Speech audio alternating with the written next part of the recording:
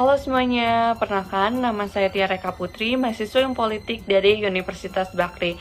Nah, dalam video essay ini saya akan membahas bagaimana media digital saat ini, khususnya Kompas.com, memfasilitasi praktik propaganda politik dalam format artikel berita melalui kanal khusus bernama Sorot Politik.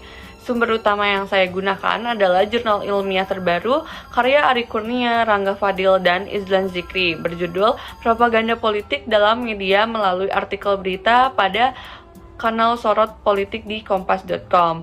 Nah, kenapa sih isu ini menjadi penting? Karena membongkar cara baru elit politik mengendalikan persepsi publik tanpa publik sadari bahwa mereka sedang dipersuasi.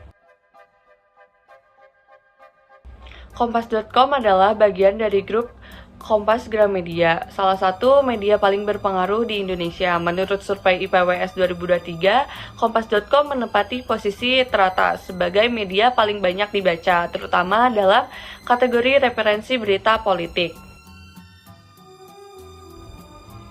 Pada pemilu 2024, Kompas.com memuat kanal Sorot Politik yang memuat puluhan artikel tentang 3 pasangan calon presiden dan wakil presiden, yaitu yang pertama ada Anies Muhaimin, 29 artikel, Prabowo Gibran 20 artikel, dan yang terakhir ada Ganjar Mahfud 25 artikel.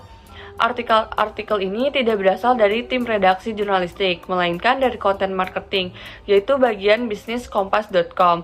Namun, karena bentuknya berupa artikel berita lengkap dengan kutipan dan foto, publik sulit membedakan antara berita dan iklan politik terselubung.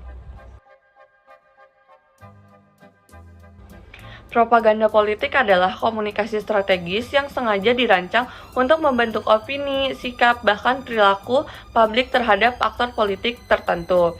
Dalam konteks Kompas.com ini, propaganda tidak muncul dalam bentuk baliho ataupun iklan konvensional, melainkan dalam bentuk artikel-artikel yang menyerupai berita jurnalistik. Padahal sebenarnya itu adalah konten bisnis berbayar. Kanal Sorot Politik di Kompas.com adalah etalase khusus yang memuat konten kampanye dari masing-masing paslon. Menurut teori propaganda dari Harold Laswell dan McNair, propaganda tidak selalu frontal, ia bisa halus, tersusun, dan berfungsi membentuk opini tanpa sadar. Inilah yang terjadi di kanal Sorot Politik yang menggunakan 4 pola untuk kampanye. Yang pertama ada identitas kandidat, dan ini adalah contoh artikel yang diupload dalam Sorot Politik. Yang kedua adalah janji kebijakan, dan ini adalah contoh artikelnya.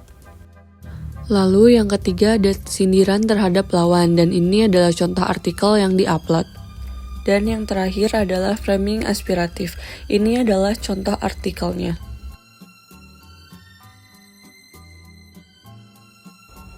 Masalah utama di sini adalah minimnya transparansi. Masyarakat sulit membedakan mana informasi netral dan mana iklan politik. Padahal menurut Undang-Undang Pers dan Etika Jurnalistik, konten berbayar harus diberi label tegas sebagai iklan. Namun di Sorot Politik, artikel berbayar ini hanya diberi label kecil seperti sorot atau kilas dan ditulis dengan gaya jurnalistik lengkap dengan narasumbernya dan tampil berdampingan dengan berita redaksional biasa.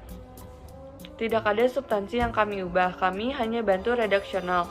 Semua konten berasal dari paslon. Menurut Yohanes Enggar, asisten manajer konten marketing di Kompas.com. Artinya, propaganda politik disajikan legal tetapi membingungkan secara etik. Kesimpulannya, kanal Sorot Politik Kompas.com adalah salah satu contoh nyata bagaimana media digital digunakan sebagai alat propaganda politik terselubung yang legal namun manipulatif. Nah, media bukan lagi sekedar penyampai informasi, tapi telah menjadi panggung kekuasaan. Dengan gaya penulisan jurnalistik dan juga visual yang menarik, iklan politik dikemas sebagai berita, sehingga memiliki daya pengaruh yang lebih kuat terhadap persepsi pembaca.